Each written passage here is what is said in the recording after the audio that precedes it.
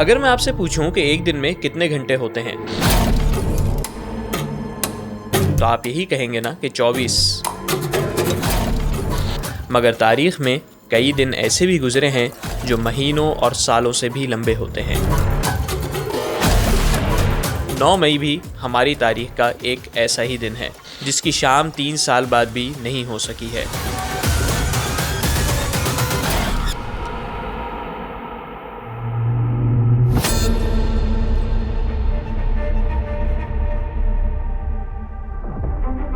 ये नौजवान हैं खिजर अब्बास गिरदेजी।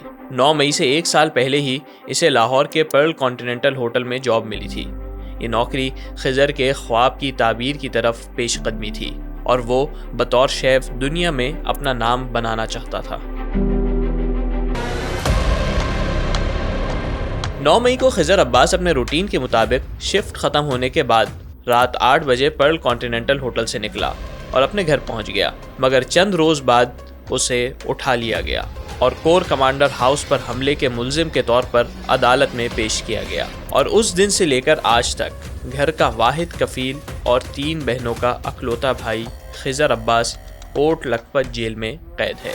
लेकिन यहाँ एक सवाल है। पंजाब पुलिस के मुताबिक एहतजाज पर शाम 7 बजे तक काबू पा लिया गया था और खिजर तो रात 8 बजे तक पीसी होटल में ड्यूटी कर रहा था। तो फिर वो दिन भर होने वाले जलाओ घेराव में कैसे मुलविस हो गया? वो 8 बजे जहाँ से निकलता है 9 बजे वो, क्योंकि उसने जाना ही माल रोड से है, तो उसको कोर कमांडर हाउस के करीब से अरेस्ट करके नामजद कर दिया जाता है। कुछ महीने पहले उसकी बहन का मैसेज आता है कि मारी अब्बू फोत हो गए हैं। खिजर को नहीं बताना, खिजर के सामने शो नहीं करना। उसने मुझे भी 1 महीने बाद बताया जब 40वां गुजर गया। खिजर को जाके किसी उसके दोस्त ने बता दिया कि आपके फादर की डेथ हो गई। और वो आप सोचें कि ट्रायल चल रहा है और हम कोर्ट में जाते हैं और उस बच्चे को पता चलता है कि मेरे वालिद नहीं रहे। इकलौता है माँ बाप का, उसके वालिद की डेथ हो चुकी है, वालदा बेड पे है। ऐसा नहीं है कि खिजर की रात 8 बजे तक पीसी में मौजूदगी सिर्फ वकला का दावा था। इसका रिकॉर्ड रफ्तार ने भी हासिल किया है और यही रिकॉर्ड लाहौर के एक 5 स्टार होटल की इंतजामिया ने अदालत में भी पेश किया था, जिसमें खिजर अब्बास की रात 8 बजे तक होटल में मौजूदगी का बयान हल्फी, इन और आउट का रिकॉर्ड और सीसीटीवी वीडियो भी शामिल थी। तो फिर किस बुनियाद पर खिजर को 9 मई के केस में पकड़ा गया? पंजाब पुलिस के मुताबिक मुलव्वस अफराद का तयन 3 बुनियादों पर किया गया। नंबर 1, सोशल मीडिया पर वायरल वीडियोस और तस्वीर। नंबर 2, मौके पर मौजूद सादा लिबास एहलकारों की रिकॉर्ड करदा वीडियोस और सीसीटीवी फुटेजेस। और तीसरा ये, यानी हंगामों के वक्त कौन कौन से मोबाइल नंबर इस इलाके में एक्टिव थे। और खिजर अकेला नहीं, 9 मई के केसेस में सबसे ज़्यादा गिरफ्तारियां इसी जियो फेंसिंग की बुनियाद पर की गई हैं। अगर गिरफ्तारियों की बुनियाद सोशल मीडिया पर वायरल वीडियोस, एहलकारों की रिकॉर्डिंग और सीसीटीवी फुटेजेस तक महदूद रहती तो नामजद मुल्जिमान की तादाद चंद दर्जन या ज़्यादा से ज़्यादा चंद 100 तक ही हो सकती थी। लेकिन जियो फेंसिंग और CDR एक ऐसी बुनियाद बनी जिसकी वजह से मुल्जिमान की तादाद हज़ारों में पहुंच गई। वहाँ पे मकामी लोग भी थे, राहगीर भी थे और जो मुजाहरा करने वाले थे, तोड़ फोड़ करने वाले थे, वो लोग भी शामिल थे। तो उनकी भी कॉलें आ रही थी। तो उसमें बेशुमार लोग ऐसे थे जो तमाशा देख रहे थे, तो वो भी उसमें फंस गए कि ये लोग यहाँ पे क्यों आए, कैसे आए। वो मोबाइल का जो जियो फेंसिंग का जो मतलब है वो वहाँ से उन्होंने वो रिकॉर्ड निकाला। उसमें सैकड़ों के करीब लोग थे, क्योंकि एक मॉब था जिसने वहाँ पे तोड़ फोड़ की, हंगामा आराई की और उन लोगों को फिर हिरासत में रखा और उनमें बहुत सारे लोगों को सजाएं हुई। बहुत सारे लोगों को अभी तक नहीं पता कि हमारे साथ क्या हो रहा है और क्या होने जा रहा है। नौजवान इस वक्त लाहौर में कोर कमांडर हाउस के अंदर दाखिल हो चुके हैं। कोर कमांडर हाउस पर हमला करने वालों के खिलाफ क्रैकडाउन में तेजी आ गई। हर वो शख्स 9 मई का मुल्जिम बन गया जो उस दिन 3 बजे से 9 बजे तक कोर कमांडर हाउस के अतराफ में मौजूद था। पुलिस ने सिर्फ लाहौर में तकरीबन 10,000 अफराद FIRs में नामजद किए, जिनमें से 2,000 से ज्यादा अफराद को गिरफ्तार किया गया। लेकिन जियो फेंसिंग के जाल में बहुत से ऐसे लोग भी फंस गए जिनका एहतजाज से कोई लेना देना नहीं था। लाहौर के 72 साला वकील मोहम्मद ज़ियास खान की कहानी भी इससे मुख्तलिफ नहीं है। एहतजाज के वक्त वो अपने घर में मौजूद थे और ये ज़ियास खान की बदकिस्मती है कि उनका घर भी कोर कमांडर हाउस के करीब था। SOC ने कहा कि तुम मेरी गाड़ी में बैठो, तुम डाले में बैठो। मैंने कहा कि व्हाट आई हैव डन, मैं एक वकील हूँ कि कम से कम मेरे साथ इन विदिन द लिमिट्स बोलें, आप लॉफुल बात करें कोई, मैं आपको जवाब देने के लिए तैयार हूँ। उसने कहा चलो तुम मेरी गाड़ी में बैठ जाओ। मैंने ये बात मान ली, मैंने घर वालों को कह दिया। 9 मई का वाकया जो है मैंने टीवी पे देखा, मैं कहीं भी नहीं हूँ, मुझे जियो फेंसिंग का मतलब ही नहीं आता था। वहाँ समझ आया जेल में कि ये जियो फेंसिंग भी है कोई चीज़। ऐसे लोग जो सिर्फ पीटीआई के साथ उनका ताल्लुक था, एक तंजीम के साथ या एक पार्टी के साथ, तो वो घरों में बैठे हुए थे, वो वहाँ पे उस अटैक में शामिल नहीं थे। लेकिन जब क्रैकडाउन हुआ तो फिर उन्होंने नहीं देखा कि कोई वहाँ पे था या नहीं था, फिर उन लोगों को भी उठाया गया। अब उसमें जिस बंदे के जो पाकिस्तान है, यहाँ पे जो हमारा कल्चर है वो सिफारिश का भी कल्चर है और पैसों का भी कल्चर है, तो उसमें कुछ लोग पैसे देकर रिहा हो गए, कुछ उन्होंने सिफारिशें इस्तेमाल कर ली और वो रिहा हो गए, और जिनका कोई नहीं था वो बेचारे फिर जेलों में भी गए और सजाएं भी हुई। एक तीसरी कहानी भी सुनिए, जिसका आगाज लाहौर के एक वकील मलिक परवेज इकबाल एडवोकेट के दफ्तर से हुआ। मलिक परवेज 9 मई के केसेस में सैकड़ों मुल्जिमान की जमानत करा चुके हैं और इनके पास ऐसे मुतासिरीन की सैकड़ों अलमनाक कहानियां मौजूद हैं। 9 मई के चंद माह बाद उनके दफ्तर में एक 10 साला बच्ची तने तनहा पहुंची और बताया कि उसका बाप कई माह से 9 मई के केस में जेल में है। अंकल मेरे पापा को रिहा कर दे प्लीज, हमारे पापा के अलावा कोई नहीं है हमारा। उस बच्ची का वालिद मोहम्मद सज्जाद एक ऐसे पेट्रोल पंप पर पंक्चर लगाने का काम करता था जो कोर कमांडर हाउस के 1 किलोमीटर के रेडियस में था। तो पेंचर लगाता है किसी पेंचरों वाली दुकान पे। मुझे बताएं, जिसको यही नहीं पता कोर कमांडर हाउस कहाँ है। 8 माह का उनका किराया पेंडिंग था, 3-4 माह का उनका कोई दुकान का बिल पेंडिंग था जहाँ से वो सौदा लेते रहे। एक अकेली उसकी माँ 3 बच्चों को लेके, मुझे बताएं, वो दर बदर की ठोकरें खाती रही और शोहर को यही नहीं पता कि कैंट कहाँ है, और वो जिनाह उस मुकदमे में 10-12 माह जेल काट जाता है।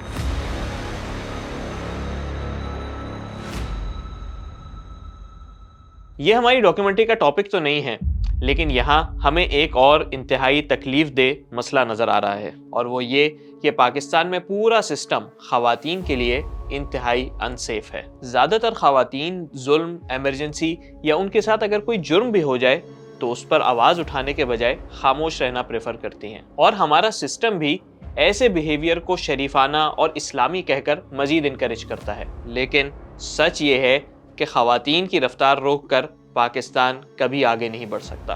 फैमिलीज से लेकर हुकूमतों तक और एम्प्लॉइज से कुलीग्स तक हम सबको मिलकर ख़वातीन के लिए एक सेफ एनवायरनमेंट प्रोवाइड करना होगा। खैर, बैक टू दी टॉपिक। हमारे पापा के अलावा कोई नहीं है हमारा। ये तो आम लोग थे। कोर कमांडर हाउस के करीब मोबाइल फ़ोन इस्तेमाल करने की वजह से वो सहाफ़ी भी मशकूक हो गए जो इस हंगामा आराई की रिपोर्टिंग के लिए वहाँ पहुँचे थे। उसमें जो सहाफ़ियों का डाटा था वो भी ये था कि ये फर्स्ट टाइम आया और इतनी देर से इतनी देर तक यहाँ पे मौजूद रहे। जियो फेंसिंग में वो लोग आ गए थे कि ये लोग वहाँ पे मौजूद थे, तो उन लोगों को फिर उठा लिया गया। तो उनमें जो सहाफ़ी फंस गए थे उस पर जब बात निकली तो फिर सहाफ़ती तंजीमें जो हैं वो हरकत में आई और उसका उन्होंने फिर एहतजाज किया। तो उस पर जो फिर मार्क किया गया कि यार ये लोग जर्नलिस्ट हैं, ये तो अपनी कवरेज के लिए गए थे, तो वो तकरीबन सारे के सारे जो हैं वो 1-2 दिन में रिहा हो गए।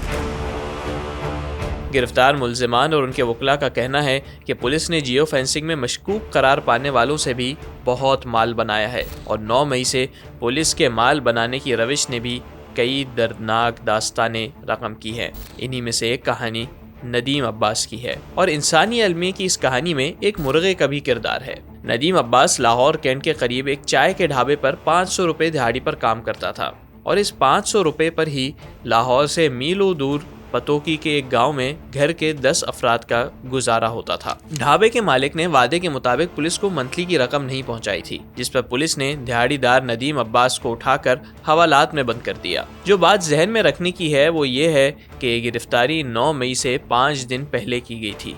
पुलिस ऑफिसर था, वो उस साइड पे गया तो वो जो होटल मालिक था उसको वो कहता था कि मुझे मोबाइल ले दें या 15,000 रुपये रिश्वत दें।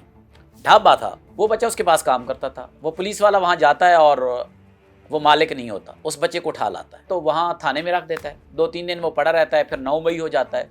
9 मई में पंजाब पुलिस को बंदे चाहिए होते हैं, तो जो वहाँ पड़े होते हैं वो इनको इधर भेज देता है कि जी उसको जिना उसमें डाल दिया जाता है, उस पर पेट्रोल बम डंडे डाल दिए जाते हैं। जो हफ्ता पहले का गिरफ्तार है। कई हफ्तों बाद नदीम अब्बास के घर वालों को गिरफ्तारी का पता चला। पेशी की तारीख आई तो उसका 6 साल का बीमार बेटा, भाई और चचा भी जैसे तैसे अदालत पहुंच गए। मैं 2 बजे निकला तो वो बच्चा ना बाहर दरख्त के नीचे सोया हुआ था, एटीसी के अंदर।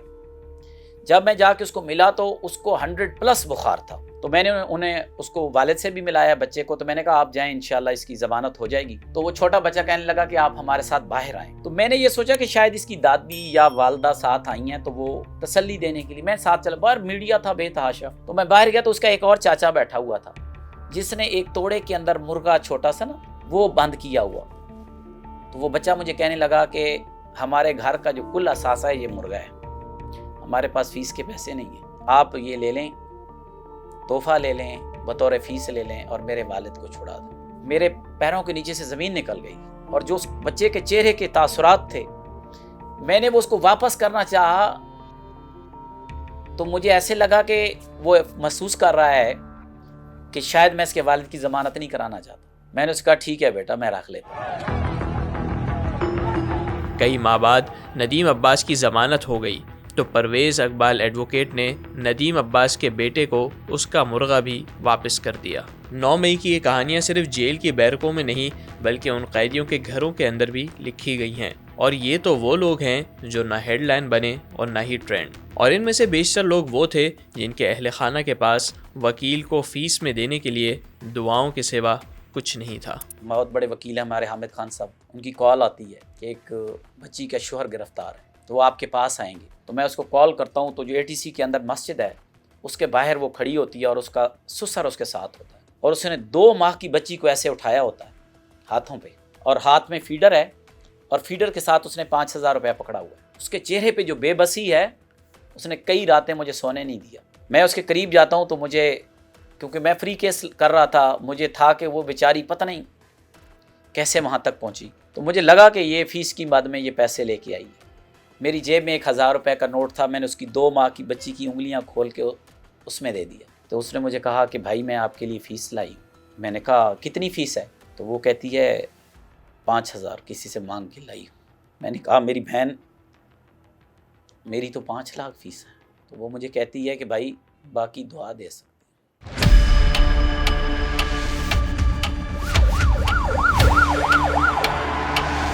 पूरे पंजाब में 36,000 अफराद को FIRs में नामजद किया गया, जबकि नामालूम मुल्ज़िमान की तादाद लाखों में है। इन टोटल 404 मुल्ज़िमान को इंसदाद दहशतगर्दी अदालतों से 2.5 से 10 साल की सज़ाएं सुनाई जा चुकी हैं। 328 FIRs हैं 9 मई की, उसमें 6,152 नामजद हैं और 1,02,008 नामालूम हैं। जो रावलपिंडी इस्लामाबाद में है उसमें 1,300 नामजद हैं और कोई 2.5 लाख नामालूम है। अगर आप पाकिस्तान की दहशतगर्दी अदालतें जो है 97 में बनी है, 97 से लेके 9 मई तक शायद चंद 100 हों जिनके ऊपर दहशतगर्दी मुकदमात चले, जो टेररिस्ट एक्टिविटीज़ में थे। आपने इंटरनेशनल दुनिया को क्या पैगाम दिया दहशतगर्दी अदालतों में लाखों केस करके? ख़त्म हो गया सब, चला गया कारोबार। कोई रिक्शा चलाता था तो रिक्शा पुलिस ने पकड़ लिया, कहाँ से आएगा रिक्शा? सुपुर्दारी फाइल की तो आगे से वो पता चला किसी ने आगे से बेच दिया उसका। मुझे बताएं जिसका कुल असासा वो रिक्शा हो। मैं तो बड़ों की बात ही नहीं करी, मैं आम लोगों की बात कर रही हूँ। ख़त्म हो गया सब कारोबार, बहुत पीछे चले गए लोग। तहरीक इंसाफ का मौक़िफ़ है कि पंजाब में दर्ज FIRs में नामजद 11,000 मुल्ज़िमान के अलावा भी हज़ारों कारकुनों को गिरफ़्तार किया गया है, जिनमें से कई आज भी लापता हैं। इसलिए गिरफ्तारियों की मजमूई तादाद 20,000 से ज़ायद है। जियो फेंसिंग की जद में आने वाले खिज़र अब्बास हों या ज़यास खान एडवोकेट, पंक्चर लगाने का काम करने वाला मोहम्मद सज्जाद हो या चाय के ढाबे का दिहाड़ीदार नदीम अब्बास, इन पर आयद इल्ज़ामात पर पंजाब हुकूमत का मौक़िफ़ जानने के लिए हमने कई बार पंजाब की सूबाई हुकूमत, पुलिस और प्रोसिक्यूशन डिपार्टमेंट से भी रब्ता किया, मगर रफ्तार को किसी जानिब से कोई रिस्पॉन्स नहीं दिया गया। ये तो 9 मई के केसेस का ह्यूमन एंगल था, लेकिन अब थोड़ी बात इसके पॉलिटिकल बैकग्राउंड पर। वो क्या हालात थे जो मुल्क को इस बड़े तसादुम की तरफ ले गए? लोग कहते हैं कि PTI की तारीख का सबसे बड़ा दिन 8 फरवरी था, जब PTI ने 2 साल के रियासती जबर, मुकदमात, गिरफ्तारियों, कैद और ज़बरदस्ती पार्टी छोड़वाने के बावजूद और इंतखाबी निशान और इंतखाबी मुहिम के बगैर भी 8 फरवरी का इलेक्शन जीत लिया था। मगर एक दिन इससे भी बड़ा था, वो था 10 अप्रैल 2022, जिस दिन वजीर आजम इमरान खान को तहरीक अदम एतमाद के जरिए हुकूमत से निकाला गया। The resolution for vote of no confidence against Mr. Imran Khan has been passed by a majority. Officially Imran Khan साहब पाकिस्तान के वजीर आजम नहीं रहे। उस दिन वो हुआ जो पाकिस्तान की तारीख में कभी नहीं हुआ था। वो हुआ जिसकी खुद इमरान खान को भी तवक्का नहीं थी। मैं उन दिनों एक टीवी चैनल के अंदर कराची का ब्यूरो चीफ था और 10 अप्रैल एक ऐसा दिन था कि 10 अप्रैल और उससे बहुत पहले जो 4-5 दिन थे वो इतने हंगामा खेज थे कि इस्लामाबाद सारी ख़बरों का मरकज़ बना हुआ था।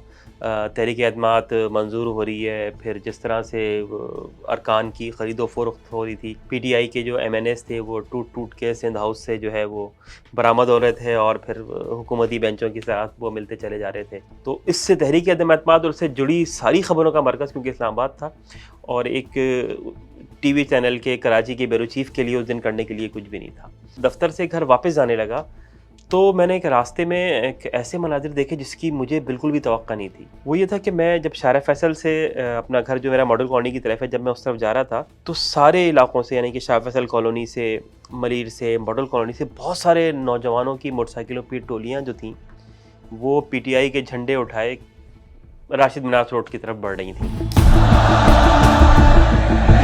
क्लिफ्टन 3 तलवार पर भी यही मनाजिर थे। दोनों मुकदमात पर नौजवानों की तादाद बढ़ती चली जा रही थी।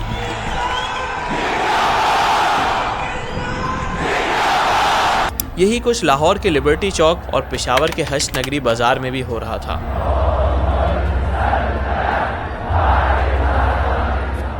और ये सब खुद इमरान खान के लिए भी नाकाबिले यकीन था। वो अपने इंटरव्यूज़ और तकारीर में कह चुके हैं कि वो तो रिलैक्स होने के लिए कुछ दिन आराम करना चाहते थे, मगर 10 अप्रैल के पब्लिक रिस्पांस ने उन्हें नई एनर्जी फराहम कर दी। इतवार को सारी पाकिस्तानी कौम ने सड़कों पे निकल के बताया है कि इम्पोर्टेड गवर्नमेंट नामंजूर। एस्टेब्लिशमेंट के साथ हल्की पुल्की नोक झोंक तो 2021 से ही शुरू हो चुकी थी। अगर मैं गवर्नमेंट से बाहर निकल गया मैं आपके लिए ज्यादा खतरनाक हूँ, जो तहरीक अदम एतमाद के बाद और तेज हो गई। साजिशी मीर जाफर की शक्ल मेरे दिल के ऊपर लिखी हुई है। बताओ उन लोगों को जो न्यूट्रल अपने आप को कहते हैं। लेकिन ऐसा नहीं था कि इमरान खान एस्टेब्लिशमेंट को चैलेंज करने वाले पहले सियासी रहनुमा थे। हमारी आर्मी है, आपको 3 साल रहना है, उसके बाद आपको चले जाना है, तो हम आपकी भी ईंटें बजा देंगे। मगर आसिफ जरदारी की ये धमकी देने के फौरन बाद ही ये ईंटें अपने साथ लेकर दुबई पहुंच गए थे और नवाज शरीफ पहले मुशर्रफ और फिर बाजवा से डील करके मुल्क से बाहर चले गए। कमर जावेद बाजवा साहब, आपने हमारी अच्छी भली चलती हुकूमत को रुखसत करवाया और मुल्क और कौम को अपनी ख्वाहिशात की भीड़ चढ़ाया। लेकिन जब इमरान खान को निकाला गया तो सूरत हाल थोड़ी मुख्तलिफ थी। मैं कह रहा हूँ कि मुझे भी ECL पर डाल दे क्योंकि मैं वैसे बाहर नहीं जाना चाहता। और उसकी 2 वजूहात थीं। पहली ये कि इन्हें यकीन था कि अवाम की अक्सरियत खुसूसन नौजवान उनके साथ हैं, और दूसरी वजह थी सोशल मीडिया का हथियार।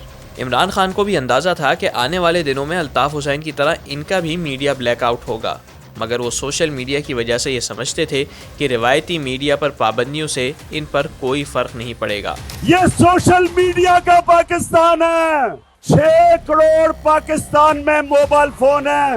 ये सारे हमारे नौजवान, इनकी आवाज हो गई है मोबाइल फोन में, इनके मुंह कोई बंद नहीं कर सकता। और माफ़ कीजिएगा, एक तीसरा फैक्टर भी था। डर्टी हैरी जिसको मैं कहता हूँ, ट्रेन किया हुआ मुकाबला करने के लिए, नंगा करने का इसको बड़ा शौक है। ये नॉर्मल नहीं है। मिस्टर एक्स, मिस्टर वाई, एक आदमी को नहीं छोड़ूंगा। इसका ज़हनी तवाज़ुन ठीक नहीं है। क्या हम कोई गुलाम हैं कि जो आप कहेंगे हम कर लें? इमरान खान का अपना जारहाना मिजाज और टकराव के इस बयानिए को सिर्फ इमरान खान ही नहीं, पार्टी के दीगर रहनुमा भी आगे बढ़ा रहे थे। तो हजूर, मैं और आजम सवाती साहब शलवार पहन लें या भी नीचे ही रखनी है? बात बयानबाजी से आगे बढ़ रही थी। पीटीआई वर्कर्स फिजिकली अपने लीडर के दिफा के लिए मैदान में थे, यहाँ तक कि 3 नवंबर को इमरान खान पर कातिलाना हमला हो गया।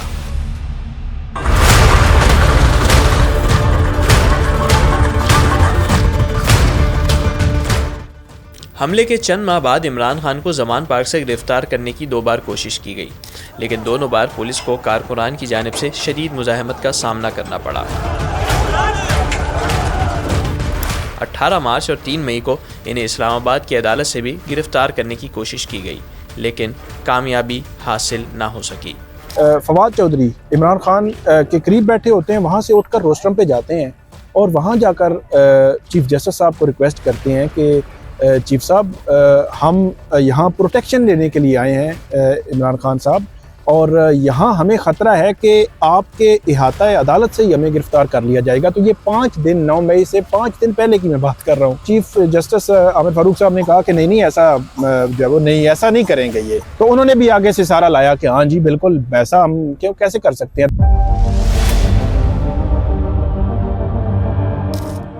लेकिन अब शायद इमरान खान को भी अंदाज़ा हो चुका था कि वो ज़्यादा देर तक आज़ाद नहीं रह सकेंगे। इसीलिए 9 मई को जमान पार्क से निकलते हुए इमरान खान ने एक जारहाना वीडियो बयान रिकॉर्ड करा दिया था। इज्जत सिर्फ एक इदारे की नहीं है, इज्जत कौम में हर शहरी की होनी चाहिए। ये क्या आपने बनाया हुआ है कि जो नाम ले तो जनाब फौज को बुरा भला कहे। मेरी फौज है, मेरा पाकिस्तान है, आपका नहीं है सिर्फ। चंद घंटे बाद जब इमरान खान अलकादिर ट्रस्ट केस में ज़मानत लेने इस्लामाबाद हाई कोर्ट पहुंचे तो वहां के हालात बिल्कुल मुख्तलिफ थे।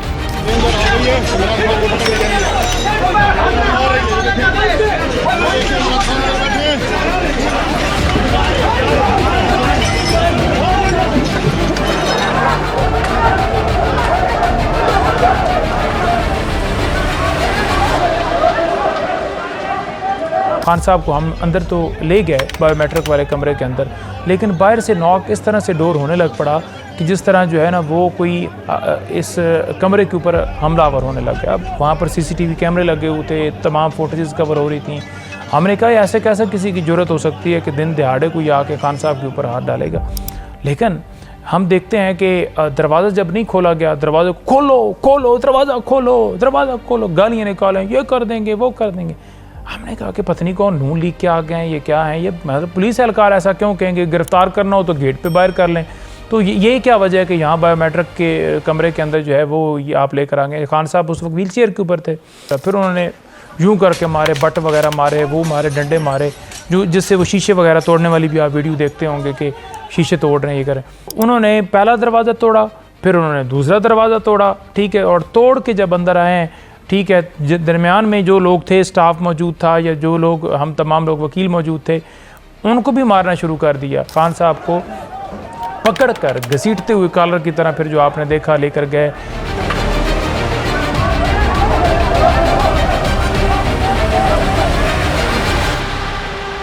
जो ऑपरेशन हुआ, जो हमारी इतलात उस वक्त हमें मिली थी, उस वक्त बाद में तो IG इस्लामाबाद ने भी आके ऑन किया कि ये ऑपरेशन हमें पता था यार, लेकिन वहाँ जो उस वक्त पुलिस के एहलकार या जो मौजूद थे उनको एक तो धक्के भी लगे और उनको नहीं मालूम था उस वक्त की जो हमारे ज़राए वहाँ मौजूद थे बताते हैं।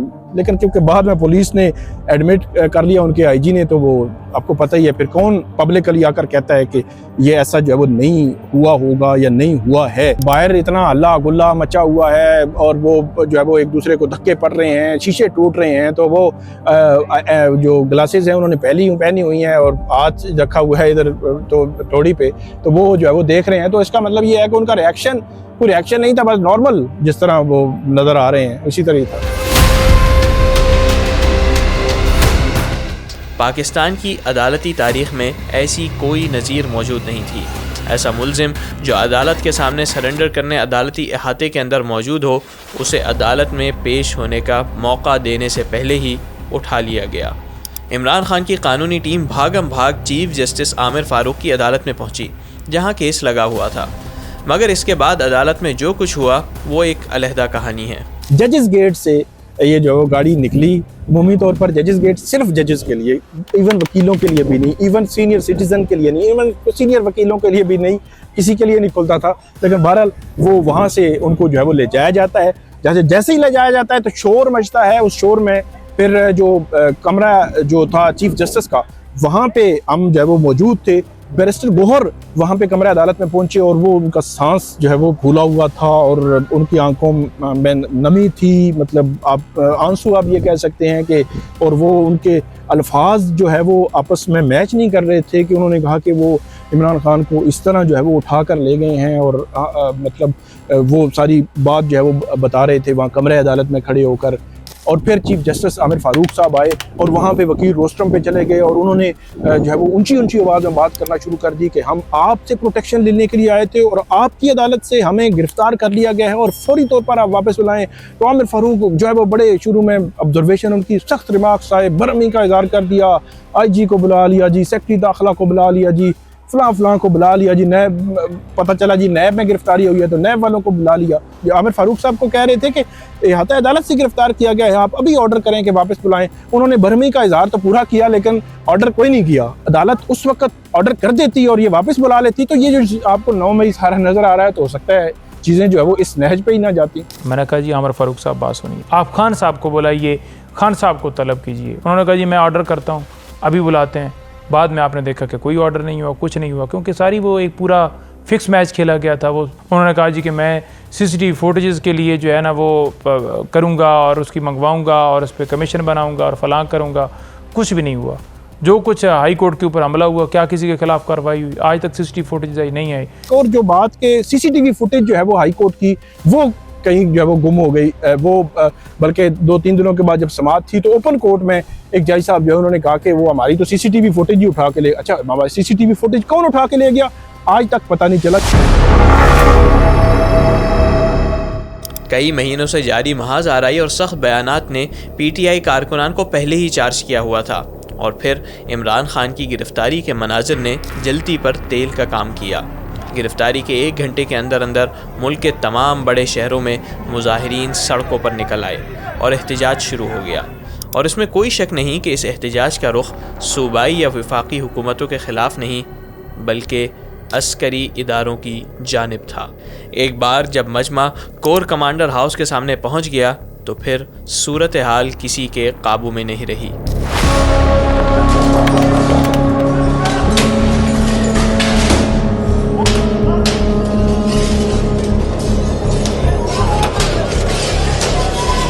मेहरबानी करके अंदर जाने की बिल्कुल मत कोशिश करें, आप बाहर आ जाएं सारे। यास्मीन राशिद ने उस वक्त जो भी कहा हो, जो तोड़ फोड़ कोर कमांडर हाउस में की गई उसकी वीडियोस मौजूद हैं और इन वीडियोस में तोड़ फोड़ करने वाले भी मौजूद हैं।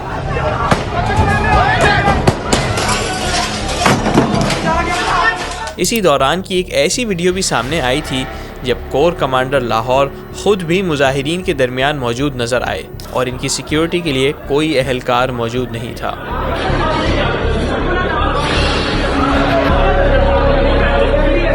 9 मई के इन वाक़यात को सिर्फ 6 दिन ही हुए थे कि मुल्क के ताकतवर तरीन इदारे का फैसला सामने आ गया।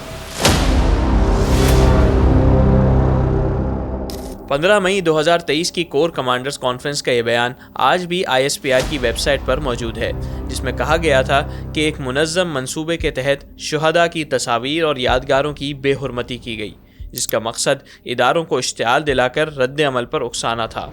अब तक के यानी 6 दिन तक जमा किए गए नाकाबिल तरदीद शवाहिद की बुनियाद पर मुसल्लह अफवाज ने इन हमलों के मंसूबा साजों, उकसाने वालों, सहूलतकारों और करने वालों से बखूबी आगाह है और इस बारे में इबहाम पैदा करने की कोशिशें बेसूद हैं। इन संगीन जराइम में मुलव्वस अफराद को पाकिस्तान के मुतल्लिका कवानीन बशमूल पाकिस्तान आर्मी एक्ट और ऑफिशियल सीक्रेट एक्ट के तहत इंसाफ के कटहरे में लाया जाएगा। ऐसे अनासिर जो फ़ौजी तनसीबात और निज़ाम पर हमला आवर हों, इनके लिए किसी नरमी का मुजाहिरा नहीं किया जाएगा। कोर कमांडर हाउस हमला केस में डॉक्टर यास्मीन राशिद को 10 साल कैद की सज़ा सुनाई जा चुकी है। हुकूमत का मौक़िफ़ है कि डॉक्टर यास्मीन राशिद सिर्फ इस बुनियाद पर इस केस से बरी नहीं हो सकती कि उन्होंने कारकुनों को कोर कमांडर हाउस के अंदर जाने से रोका था। मैं इंतशार पसंद नहीं हूँ और ना कभी इंतशार फैलाया। इश्तियाल दिलवाएं उनको, उनके जज्बात को जो है उभारें और फिर उनको कहें कि जी आपसे गुजारिश है कि आप अंदर मत जाइएगा। तो ऐसा नहीं हो सकता। जब आप मॉब क्रिएट करते हैं, जब एक जत्था लेके जाते हैं तो उसको अनलीश करते हैं तो वो फिर अनकंट्रोलेबल होता है। इस वक्त के IG पंजाब उस्मान अनवर ने कोर कमांडर हाउस पर हमले के मंसूबा साजों की तफसीलात में उनके मोबाइल फ़ोन कॉल्स की तादाद भी बताई थी और उसमें यास्मीन राशिद, एजाज चौधरी, हम्माद अजहर, महमूद रशीद और मियाँ असलम इकबाल के साथ एक और शख्स की तस्वीर और मंसूबा बंदी की कॉल्स की तफसील मौजूद थी और वो थे मुराद रास। मगर फिर हुआ क्या? चंद दिन बाद मुराद रास ने एक न्यूज़ कॉन्फ्रेंस की, जिसके बाद न वो 9 मई के मंसूबा साज रहे और न ही उनकी गिरफ्तारी की नौबत आई। हम इमरान खान साहब और पीटीआई से अपने रास्ते जुदा कर रहे हैं। और इस तरह की न्यूज़ कॉन्फ्रेंस करके 9 मई के इल्ज़ामात से पवित्र होने वालों की फहरिस्त बहुत तवील है। पार्टी का ओहदा छोड़ता हूँ, तब से मैं इस्तीफा देता हूँ। पीटीआई से अब कोई ताल्लुक नहीं, मैं दस्तबरदार होता हूँ। कोर कमेटी की मेंबरशिप, उससे मैं मुस्ताफी होऊंगा। ऐसे बहुत सारे रहनुमा और ओहदेदार हैं जो एक जैसे बयान के साथ न्यूज़ कॉन्फ्रेंस करते और अमान पा लेते। 9 मई का जो दिन है वो बहुत मुश्किल और तकलीफ दे दिन था। मैं पीटीआई या किसी भी सियासी जमात का हिस्सा नहीं होंगी। पीटीआई छोड़ने वालों को मुकम्मल छूट मिलने से 9 मई के दीगर मुल्जिमान के खिलाफ कार्रवाई पर हुकूमती इक़दामात पर सवालात उठ रहे हैं। लाइन खींची गई कि जो प्रेस कॉन्फ्रेंस करेगा वो तो सज़ा उसकी माफ़ है, और जो नहीं करेगा उसको आप जो है वो जेलों में पड़े हुए हैं, उनकी ज़मानतें भी नहीं हो रही, उनके साथ फेयर ट्रायल भी नहीं हो रहा। मैं एज ए कोर्ट रिपोर्टर समझता हूँ कि जो फैसले दिए गए 9 मई के, वो फैसले अगर वो फुटेजेस में नज़र आने वाले लोग उनकी फोरेंसिक करवाई जाती, प्योरली मेरिट पे वो प्रेस कॉन्फ्रेंस करें ना करें उनको सज़ाएं दी जाती, तो फिर जो है वो उन पे सवाल कभी भी ना उठता। फिर बहुत सारी जो सज़ाएं हुई हैं वो हुई हैं जो लोग स्पॉट में मौजूद नहीं थे, वो मीटिंग्स में मौजूद थे कि एक साजिश हुई है। अब साजिश के हवाले से अलग सवालात हैं कि क्या वो पैरामीटर्स फेयर ट्रायल के पूरे किए गए। फिर जो हाई कोर्ट्स में अपीलें गई हैं उन्होंने किस तरह एंटरटेन किया है, तो पूरी जो जुडिशरी है उसके हवाले से भी बड़े जो वो सवालात मौजूद हैं।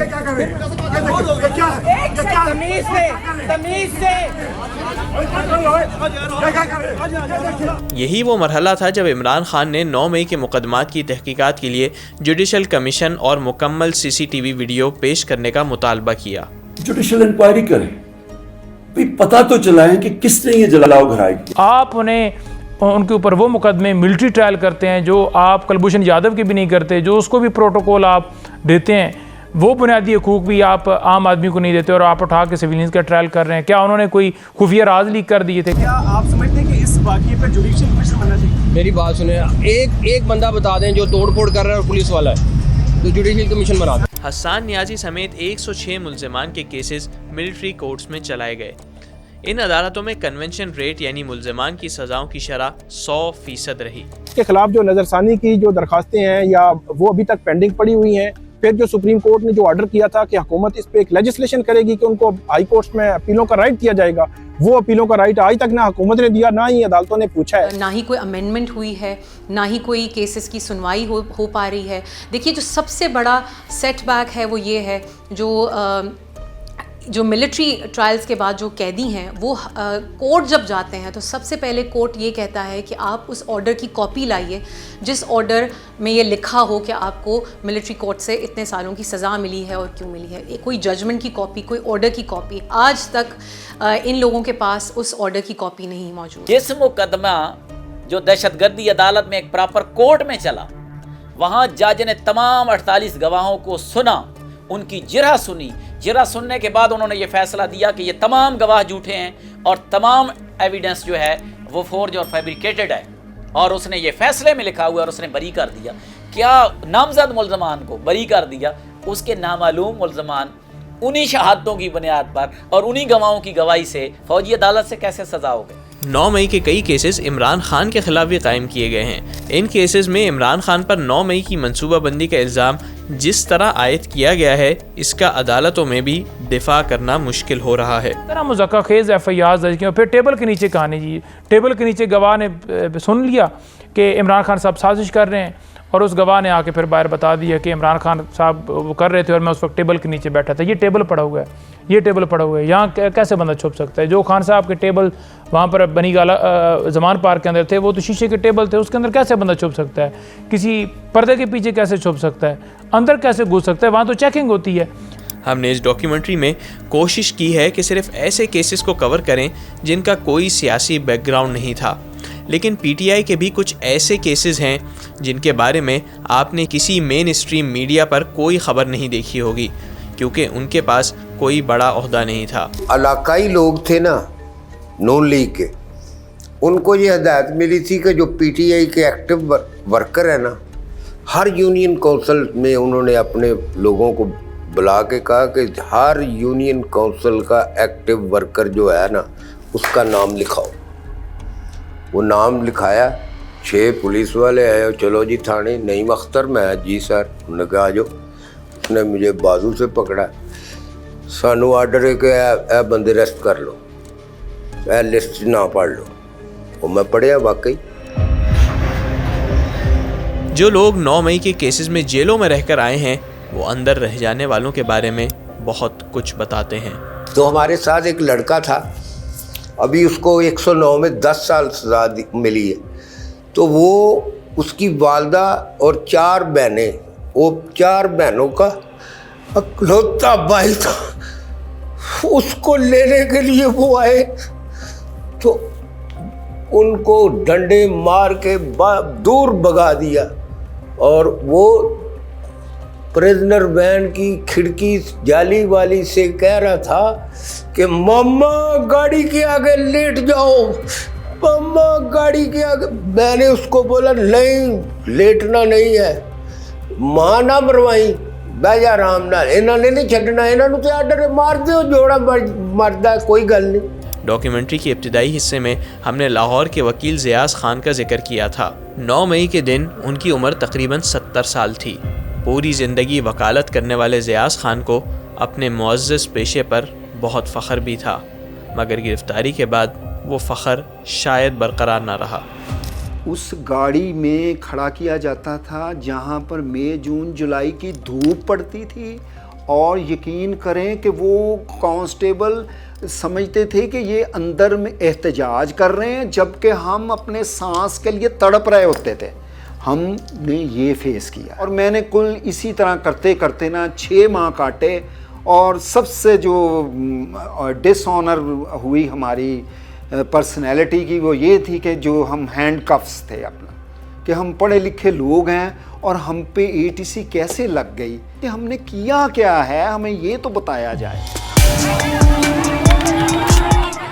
9 मई हंगामा आराई के केसेस में बहुत बड़ी तादाद में आला तालीम याफ्ता और कैरियर ओरिएंटेड अफराद को सज़ाएं सुनाई जा चुकी हैं। ये डॉक्टर अमर जोहेब हैं जो लाहौर के मुमताज़ रेमाटोलॉजिस्ट और जिना अस्पताल के असिस्टेंट प्रोफेसर हैं और इस वक्त 5 साल कैद काट रहे हैं। ये खुर्रम लियाकत हैं, A लेवल के टीचर होने के साथ एक यूनिवर्सिटी के विजिटिंग फैकल्टी मेंबर भी हैं जो मलेशिया से PhD कर रहे थे, लेकिन अब 5 साल कैद काट रहे हैं। ये इमरान महबूब हैं। बैरून मुल्क होटल मैनेजमेंट में डिग्री मुकम्मल करने के बाद 15 साल खलीजी मुल्कों में होटल मैनेजमेंट का काम भी किया। गिरफ्तारी के वक्त भी वो लाहौर के एक बड़े होटल में मैनेजमेंट के ओहदे पर फाइज थे, मगर इस वक्त 5 साल की कैद काट रहे हैं। यहाँ आपने डॉक्टर्स को दहशतगर्द बताया, प्रोफेसर्स को दहशतगर्द बताया, इंजीनियर को दहशतगर्द बताया, वकला को दहशतगर्द बताया। लड़का है, डॉक्टर है आज़ाद कश्मीर का, उसका यहाँ क्लिनिक है लिबर्टी में, वो नीचे उतरता है 11 मई को। तो एक DSP साहब खड़े हैं, वो मैंने इनके नाम लिखे हुए हैं, मैंने इनको क़यामत तक नहीं छोड़ना इन गवाहों को। अनूश मसूद उसके साथ खड़ी हैं, तो वो उसको कहती है ये पढ़ा लिखा है, PTI का होगा। अब हर पढ़े लिखे को आपने इसलिए जेल में डाला कि वो PTI का होगा। फौज 9 मई को दहशतगर्दी की एक सोची समझी साजिश करार देती है। एक मनसूबाबंदी के तहत 9 मई को चुन चुन के फौजी तनसीबात को निशाना बनाएगी। साजिश तो इसे इमरान खान भी कहते हैं, लेकिन अपनी पार्टी के खिलाफ। इंतजार में बैठे हुए थे कोई मौका मिले कि तहरीक इंसाफ को किसी तरह मैच से बाहर निकाला जाए, क्योंकि मैच ये खेल ही नहीं सकते।